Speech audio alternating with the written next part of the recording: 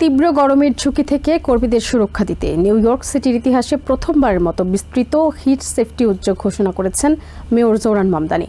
সিটিতে প্রতি বছর অতিরিক্ত গরমে প্রায় 500 মানুষের মৃত্যুর তথ্য তুলে ধরে প্রশাসন জানিয়েছে, কর্মজীবী মানুষের স্বাস্থ্য ও নিরাপত্তা নিশ্চিত করতেই নেওয়া হয়েছে এই পদক্ষেপ। সোমবার সিটি হলে শ্রমিক সংগঠন ও কর্মীদের সঙ্গে নিয়ে এই সংক্রান্ত এক্সিকিউটিভ অর্ডারে স্বাক্ষর করেন মেয়র। নতুন নির্দেশনা অনুযায়ী নিউ ইয়র্ক সিটির স্বাস্থ্য বিভাগ, জরুরি ব্যবস্থাপনা প্রশাসন, NYCM সহ সংশ্লিষ্ট সংস্থাগুলো আউটডোর কর্মী ও নিয়োগকারীদের জন্য বিভিন্ন ভাষায় হিট সেফটি গাইডলাইন তৈরি করবে। একই সঙ্গে প্রতিটি মেয়রাল এজেন্সিকে তাদের কর্মী এবং সিটির ঠিকাদারদের জন্য তাপজনিত অসুস্থতা প্রতিরোধ পরিকল্পনা তৈরি ও বাস্তবায়ন করতে হবে। মেয়র বলেন, যারা নিউ ইয়র্কের আকাশচুম্বী ভবন তৈরি করছেন, প্যাকেজ পৌঁছে দিচ্ছেন কিংবা সিটির দৈনন্দিন জীবন সচল রাখছেন, তাদের প্রত্যেকের নিরাপদে বাড়ি ফেরার অধিকার রয়েছে। নতুন আদেশের আওতায় 2027 সালের মার্চের মধ্যে নির্মাণস্থলে তাপ নিরাপত্তা ব্যবস্থা পর্যালোচনা ও শক্তিশালী করতে ডিপার্টমেন্ট অব বিল্ডিংসকে নির্দেশ দেওয়া হয়েছে।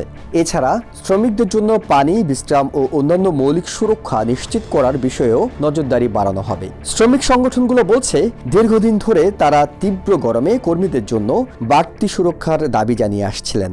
নতুন উদ্যোগ কর্মক্ষেত্রে নিরাপত্তা বাড়াতে গুরুত্বপূর্ণ ভূমিকা রাখবে।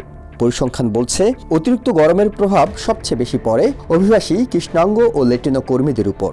নিউ ইয়র্কের অ্যাটর্নি জেনারেল লেটিশিয়া জেমস এই উদ্যোগকে শ্রমিক অধিকার এবং সামাজিক ন্যায় বিচারের অংশ হিসেবে দেখছেন। It's more than just being uncomfortable. Extreme heat is dangerous. Extreme heat kills.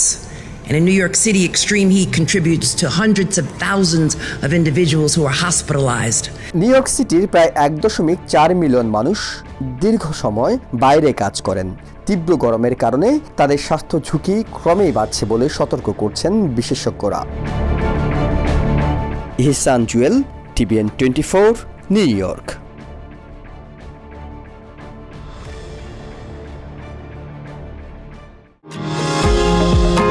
New York থেকে সম্প্রচারিত TVN 24 টেলিভিশন বিশ্বজুড়ে বাঙালির কণ্ঠস্বর।